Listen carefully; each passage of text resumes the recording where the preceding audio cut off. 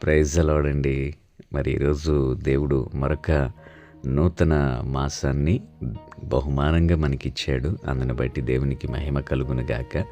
జనవరి మాసమంతా 31 దినములు ఎంతో అద్భుతంగా కాపాడాడు. అనారోగ్యంలో, రోగములో, సమస్యల్లో, ఇరుకుల్లో, ఇబ్బందుల్లో కాచి కాపాడి అన్ని విధాలుగా ఈ రోజున సజీవులుగా లేపి ఈ ఉదయకాలము దేవుని వాక్యమును ఈ దినాన్ని చూడటానికి దేవుడిచ్చిన కృపకై దేవునికి మహిమ కలుగును గాక.